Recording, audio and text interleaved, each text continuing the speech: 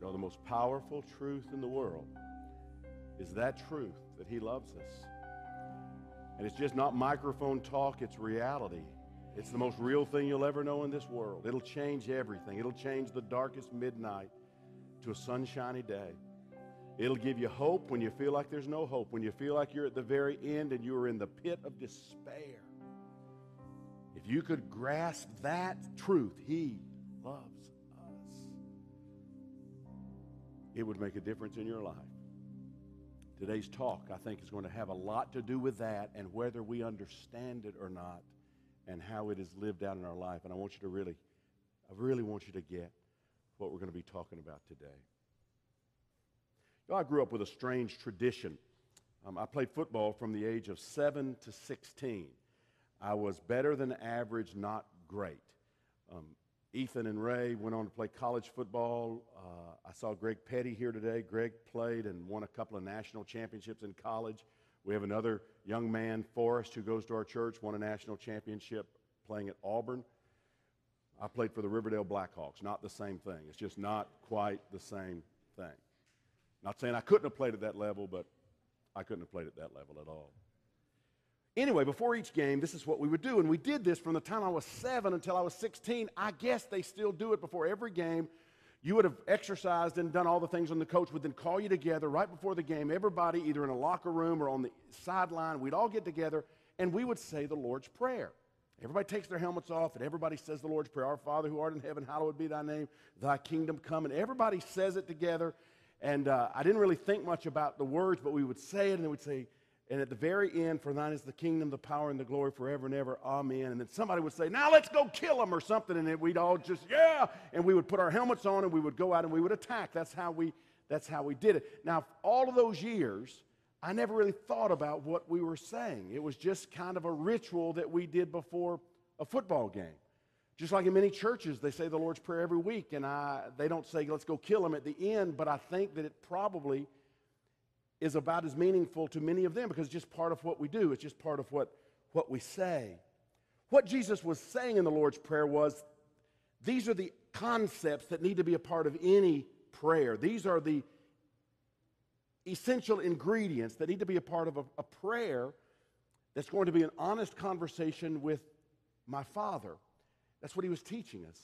And one phrase in particular I want us to kind of hang our hats on today, and then we're going to jump to a parable that's going to describe maybe the essence of what Jesus is saying. But it's a little phrase in Matthew chapter 6, verse 12 that we say when we repeat the Lord's Prayer. You know this phrase. It's on the screens. If you'll read it with me in full voice.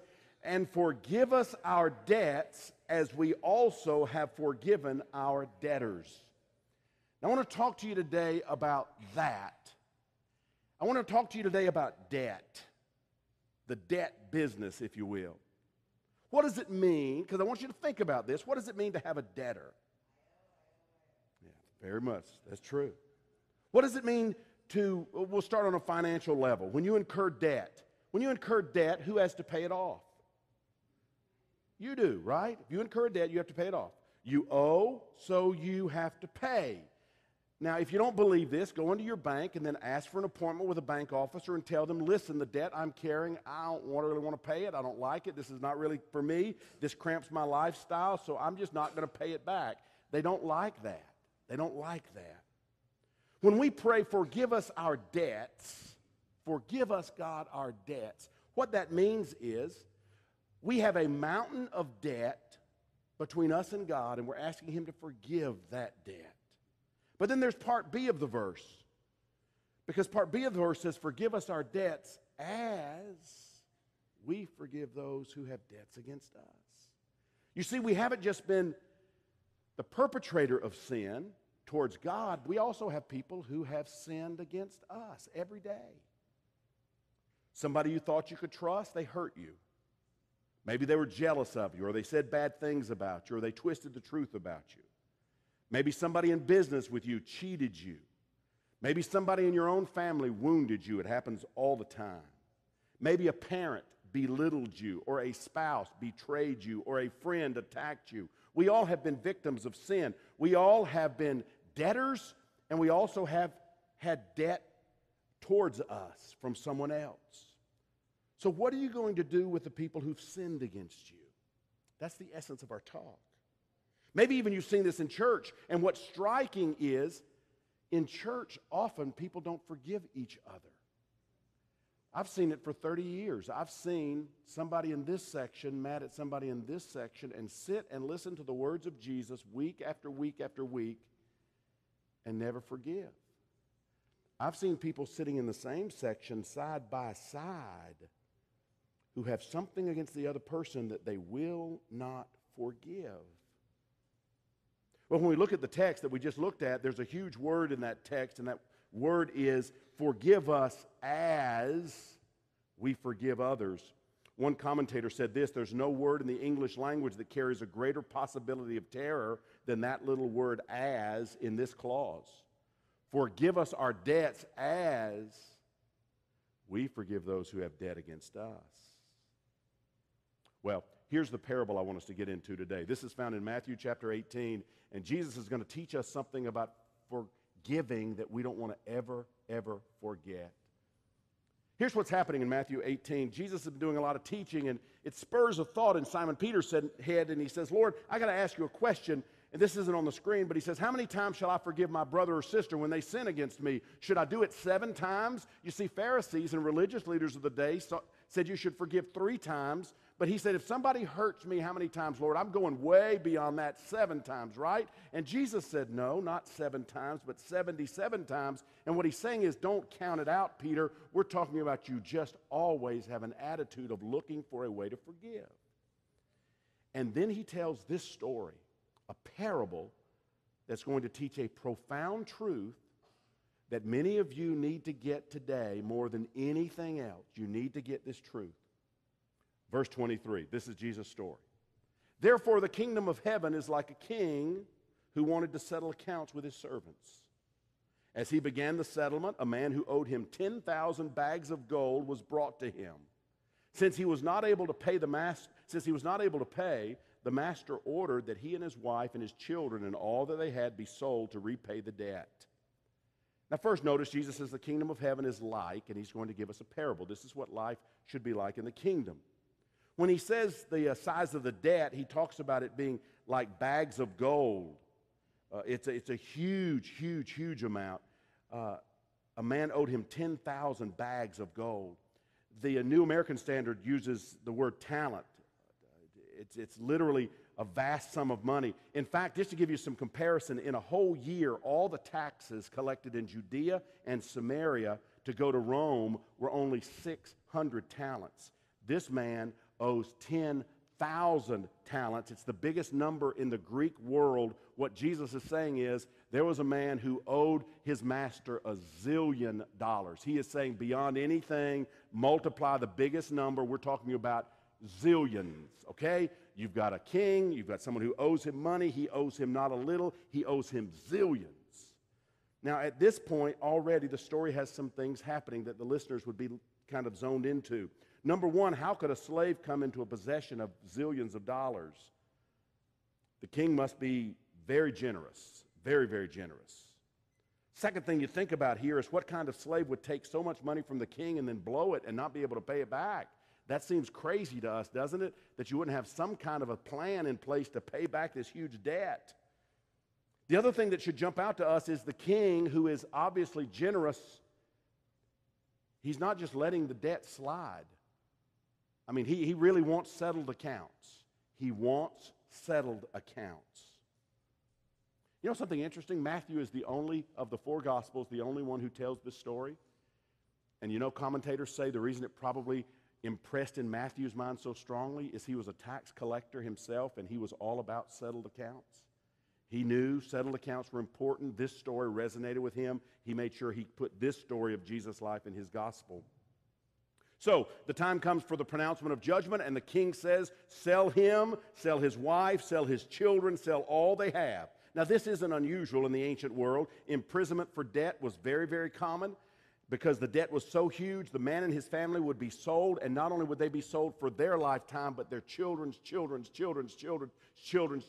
would be in debt. This debt would never, ever be repaid. This was too big a debt.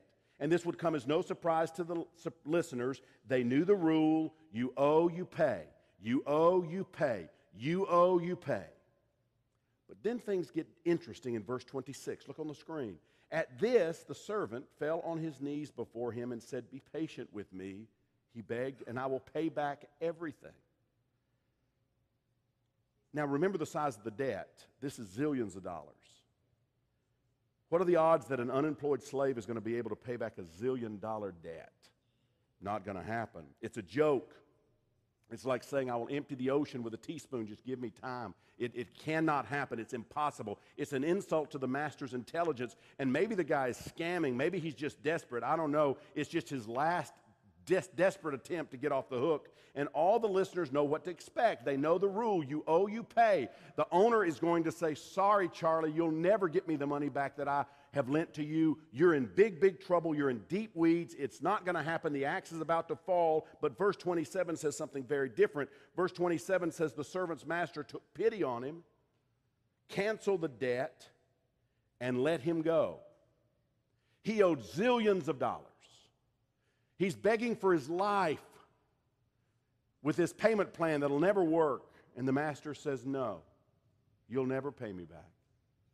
I'll cancel the debt."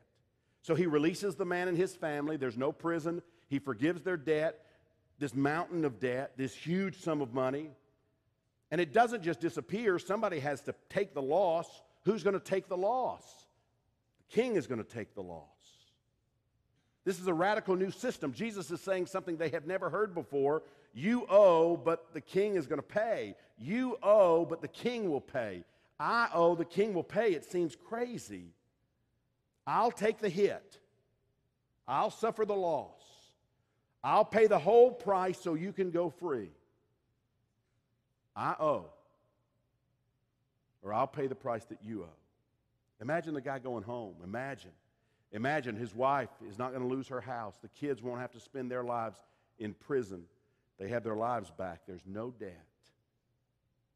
Now, I want to pause just a moment, and I want you to hear me, because this is a story about the human race Jesus is telling. He is saying this is how life is. This is your story, and this is my story. Jesus said there is a king, God, who lavishes generously upon all of us. And humans, because of our fighting God, have accumulated a mountain of unpayable moral debt before him. Anytime you are less than honest, every time you fudge an expense account or cheat on your income taxes, every time you're unloving to a 5-year-old, every time you should not have made a cutting remark, but you did, every time that you should have spoken in love, but you didn't, every time that God gave you a gift and you weren't grateful, every time that you gossiped, every selfish act, every racist joke, every sexually impure thought or deed, every judgmental attitude is adding up to a mountain of moral debt. And every human being is in the same boat, every one. I'm a pastor and have been for 30 years. I've devoted my whole life to trying to serve God and figure out what it's all about. But it took me about 30 seconds to come up with that whole list I just rattled off. And you know why? Because my wife has done every one of those things. Every one of those things. She's at a family reunion today, so we don't have to tell her that little joke, okay? She's gone. No, I've done every one of those things. The list is me. The list is looking in the mirror and saying, "Ray, you owe a mountain of moral debt." But one day the king came to me and said, "You owe, Ray, but I'll pay." It is the most amazing thing that has ever happened in my life. Ray, you have screwed up 1,000,000 times. Your debt is zillions, and you could never pay me back. If you went and became a priest and lived in a monastery somewhere, you could never, ever pay me back. You owe, but the king said, "I'll pay." Do you remember that day that it happened for you? Do you remember it? Can you think about the day that became real to you? Some of you can't, because there hasn't been that moment where that has made sense to you. That's okay. I hope today will be that day. It is the greatest day in your life. When you understand that day, it is the day that turns everything else around. That day is a pivotal, important day. Now, it cost the king something to pay our moral debt. It cost the king his son's life pay the debt. It cost him the best he had, and he paid it without hesitation. I owe everything to his grace. You owe everything to his grace. We owe everything to grace. That's the first half of the parable. Jesus is telling, and people's mouths are open because they can't believe this story. This is way strange to them in their minds. But now he gets to the second part of the story, verse 28. So here's the guy, he's forgiven, right? I mean, his debt's forgiven. He's free. He's free. He owes nothing. He's been given a new lease on life, verse 28. But when the servant went out, he found one of his fellow servants who owed him 100 silver coins. He grabbed him and began to choke him and said, "Pay back what you owe me." Now, just to give you an idea, we're talking about zillions of dollars forgiven, but when it says 100 coins, a small 100 coins, we're talking about nothing. We're talking about nothing. He was owed very, very, very little. $100, little amount. Verse 29, his fellow servant fell to his knees and begged him, notice the same exact words, "Be patient with me, I'll pay you back." He said the same thing that the other man said. Now, Jesus' listeners would expect, surely he will do for this man what the king did for him. He just said the very same words. He owes him very little amount of money. This man is certainly going to do that because now they're two debtors, right? They're both debtors. Before it was a king and a debtor, but now it's a debtor and a debtor. You would think if a king forgave a debtor would forgive a debtor, right? Debtors should forgive debtors. That's what they're thinking. It would be unthinkable for anything else. They knew he would show grace because he had been shown grace. Jesus' listeners knew this man would show grace because his own life had been saved by grace. He was on the receiving end of the biggest grace operation in history. And they knew that he would be waiting to overflow with grace to the first person that came along that he could show them favor. It would be just a tiny way of saying to the king, "Thank you for what you did to me. Now I will be grace-filled and I will show that same compassion you showed to me, I'll show it to other people." So imagine the shock in Jesus' listeners when in the story, the man who was saved by grace suddenly showed no pity at all. Again, reading back a couple of verses, verse 28, he grabbed him, he began to choke him, "Pay back what you owe me." This is a gesture of violence, it's a gesture of contempt. Verse 29, his fellow servant fell to his knees, begged, "Be patient with me." Verse 30, he refused. Instead, he went off and had the man thrown into prison until he could pay the debt. He throws the guy into prison where the man has no hope. This guy violates in every respect, spirit, tone, word, and deed, the king who showed him grace. Here's the deal. I wonder from the way Jesus told the story, if the first guy really ever got grace at all. I'm thinking he never got grace, you know? You see, when people get grace, when they really get grace, when they really understand grace, when they understand it, it's there for all of us. It's there for all of us. When you really understand it, it changes you. Zacchaeus had been a bad guy. He had been a criminal. He had robbed people blind. We would not want Zacchaeus around us, but Jesus saw him and said, "Zacchaeus, today I'm going to spend time with you." Zacchaeus in that moment understood grace. In that moment, he saw that look of love that says, "Zacchaeus, everything's going to be okay." And Zacchaeus in that moment, you know what he said? He said, I'm going to give everything I have stolen, I'm going to give it back 4 times.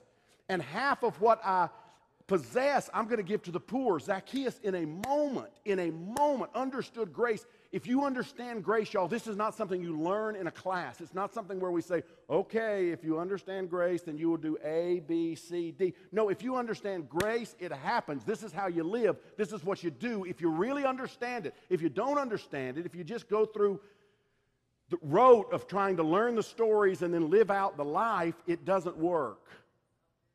You want to have felt grace, and then you give grace. There's a word of difference between someone who just wants off the hook and someone who really receives grace. And what is clear is this man in the story had no intention of giving grace. This man had no intention of giving it. And you know what? Sometimes I'm like him. Sometimes I am like him. There have been times that I have wanted to seize someone by the throat. I know what it's like to want to hurt somebody that I feel like has hurt me. I know just the right words and actions that will inflict the most pain. Sometimes. So I symbolically will seize people by the throat. I can be very much like the slave in the story, because there are times as a forgiven debtor, that huge debt between me and God forgiven, I can then take someone with very little debt toward me, and I can symbolically seize them by the throat. Strange. Strange. You see, I'm the biggest debtor I know. I'm the biggest debtor I know to God. I bet if you're honest, you're the biggest debtor that you know before God.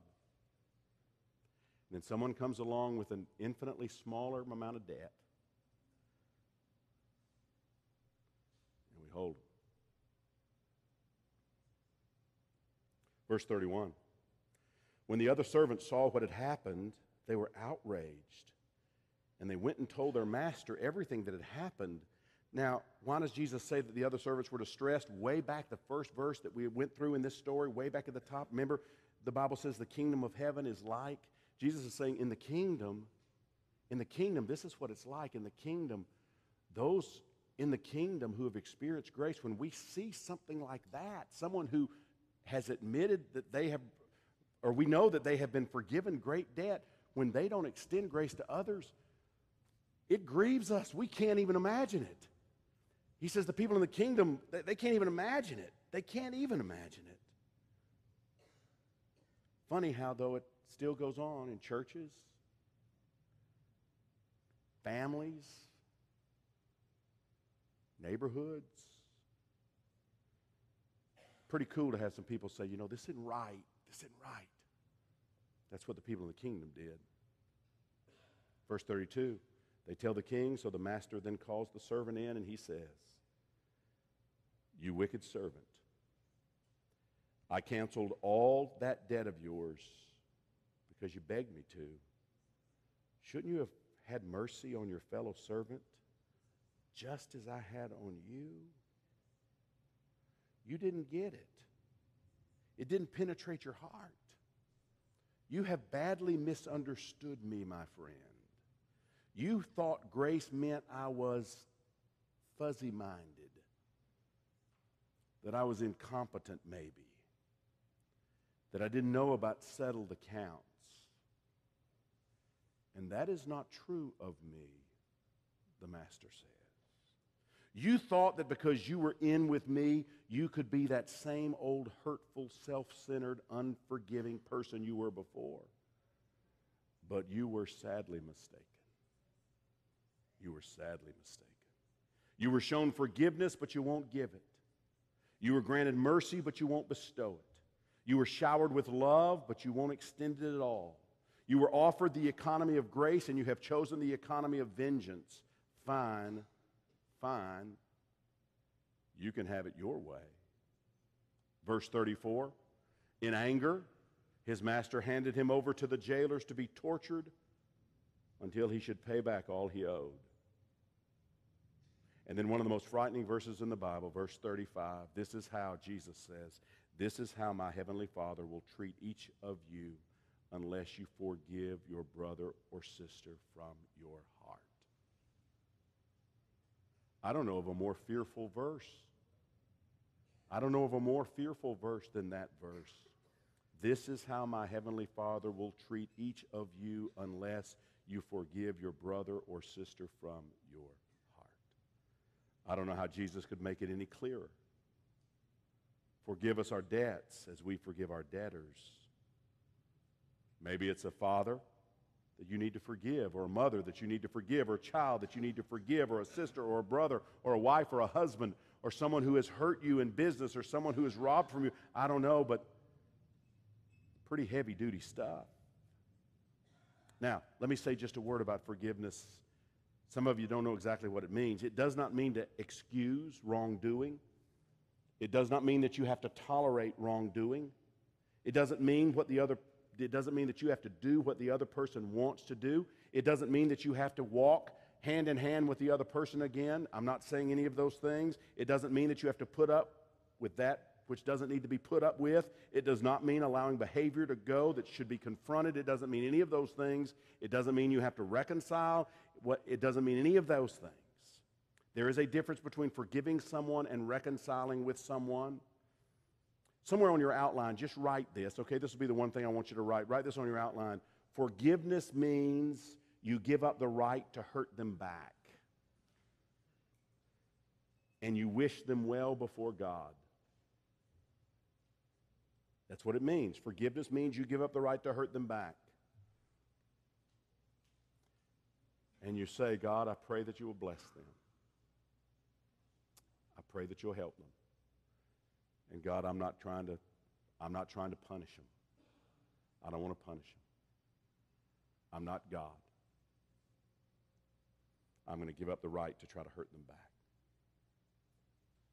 Philip Yancey, in his wonderful book, What's So Amazing About Grace, which is one of the 5 best books I've ever read in my life, What's So Amazing About Grace, he writes this: I have a friend whose marriage has gone through tumultuous times. One night, George passed a breaking point, and he pounded on the table and the floor, and he said, I hate you. He screamed this at his wife. I hate you. I won't take it anymore. I've had enough. I'm not going on. No, no, no. Several months later, my friend woke up in the middle of the night, and he heard strange sounds coming from a room where his 2-year-old son slept. He walked down the hall, and he stood for a moment outside his son's door, and shivers ran through his flesh, and he could not draw a breath, because in a soft voice, the 2-year-old was repeating word for word with precise inflection the words between his mother and father, and he heard distinctly the little 2-year-old say, I hate you, I won't take it anymore, no, no, no. George realized that in some awful way he had just bequeathed his pain and his anger and his hatred and his unforgiveness to a whole new generation. That's the economy of vengeance. When you choose not to forgive, when you hold vengeance in, that's how it works. That's why in the Middle East, there are places they don't even know why they're fighting, but they just know vengeance has been in operation for centuries, and nobody forgives. I want to close a little differently than maybe normal. I ran across a video this week, and it captured my heart. I want you, as you watch this video, to ask God to really open your heart. Y'all, we're going to spend just another couple of minutes together, and I do not want you to miss out on this moment. I want you to see grace. I want you to feel grace. This video will introduce you to a woman I believe is truly free. Truly free. So let's watch the screens. We end tonight with one of the most potent powers on earth. It can change lives in an instant. Everyone has it. It's the power to forgive. Watch it now in action in Steve Hartman's Assignment America. Thank you, Lord. In a small apartment building in North Minneapolis, a 59-year-old teacher's aide sings praise to God for no seemingly apparent reason. Indeed, if anyone was to have issues with the Lord, it would be Mary Johnson. For all you've done for me. He never had a chance. In February 1993, Mary's son, Loramian Bird, was shot to death during an argument at a party. He was 20 and Mary's only child. My son was gone. The killer was a 16-year-old kid named O'Shea Israel. I wanted justice. He was an animal. He deserved to be caged. And he was. Tried as an adult and sentenced to 25 and a half years. O'Shea served 17 before being recently released. He now lives back in the old neighborhood, close to Mary. This close. He lives next door. Next door. How a convicted murderer ended up living a door jam away from his victim's mother is a story not of horrible misfortune, as you might expect, but of remarkable mercy.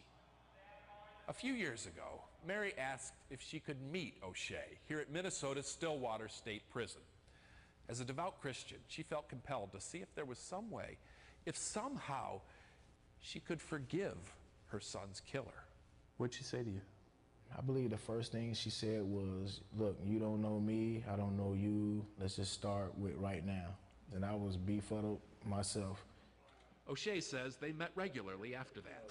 When he got out, she introduced him to her landlord, who, with Mary's blessing, invited O'Shea to move into the building. Today, they don't just live close, they are close. Clearly, Mary was able to forgive. Unforgiveness is like cancer. It will eat you from the inside out. It's not about that other person. Me forgiving him does not diminish what he's done. Yes, he murdered my son, but the forgiveness is for me. It's for me. For O'Shea, it hasn't been that easy. I haven't totally forgiven myself yet. I'm learning how to forgive myself. And I'm still growing towards, trying to forgive myself and what it is I've done. To that end, O'Shea is now busy proving himself to himself. He works at a recycling plant by day and goes to college by night. He says he's determined to pay back Mary's clemency by contributing to society. In fact, he's already working on it, singing the praises of God and forgiveness at prisons, churches, to large audiences everywhere. Forgiveness is a powerful thing. I'm grateful. Which explains why Mary can sing her praise of thanks to her audience of one. Steve Hartman, CBS News, Minneapolis. For all you've done for me.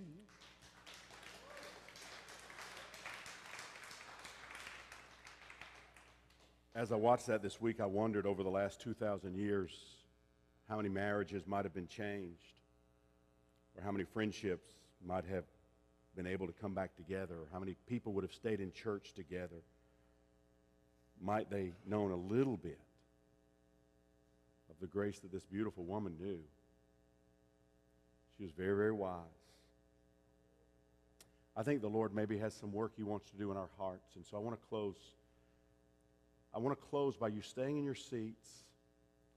The praise team is going to come to the stage, and Ray's going to come to the stage, and we're going to, in just a moment, we're going to read from the screen the Lord's Prayer. But when we get to the line about debt, forgive us our debts, after we read that line, we're just going to stop. And I want you to think about a couple of things. I want you to think about the mountain of debt that you had before a holy God. I've never felt like I needed to really talk much about that because I just feel like most of us know. You just kind of know that you missed it. You missed the mark. You've done things that you knew weren't right along the way. That's that mountain of debt. I want you to think about what that debt is. And I want you to think about how much he loves us, that he would forgive it all, that he would say, you owe, but I'll pay. And then I want you to think about who has little debt against you. Who have you been kind of holding it on to? I have a great friend. He's still eaten up over what his ex-wife did to him 6 years ago in divorce. He is 6 years removed from that, and it affects every day. I know people who 20 years later are still dealing with something that they never forgave from way back when. And I tell you something, I believe most of you, you've discovered God's grace. You felt it. You believe it. You believe it's a real thing. If it is, release that little debt against you. It may have been a serious offense. I'm not saying that, but I'm saying in comparison to what we owe God, all debt against us is minuscule. So, I want us to look on the screen, and I want us in full voice to read this prayer, the model prayer. Would you read it with me? Our Father who is in heaven, hallowed be your name. Your kingdom come. Your will be done on earth as it is in heaven. Give us this day our daily bread, and forgive us our debts as we also have forgiven our debtors. Would you just ask God to touch your heart right now as we're all quiet?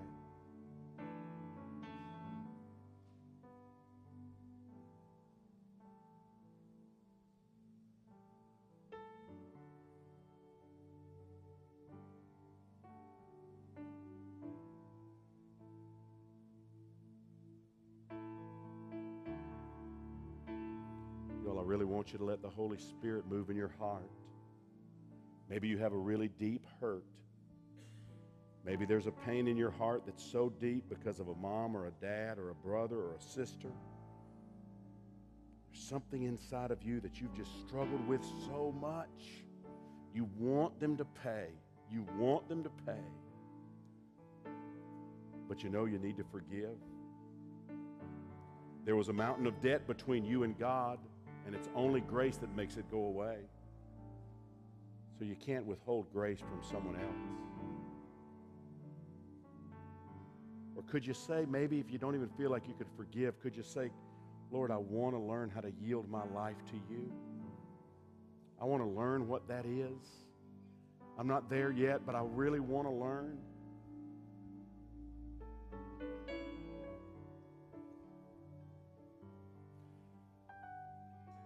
Oh God, you are so gracious and so kind.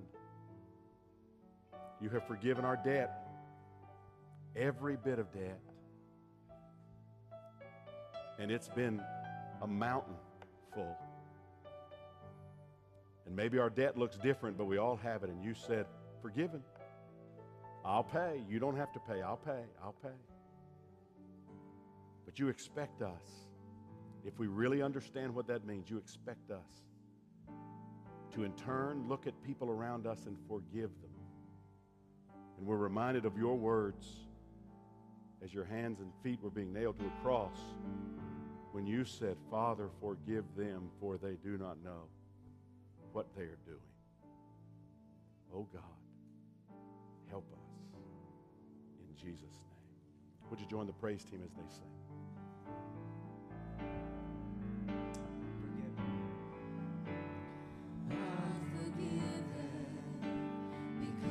You were forsaken, I'm accepted, you were condemned, I'm alive and well, your spirit is within me, because you died and rose again. Can you sing Amazing Love?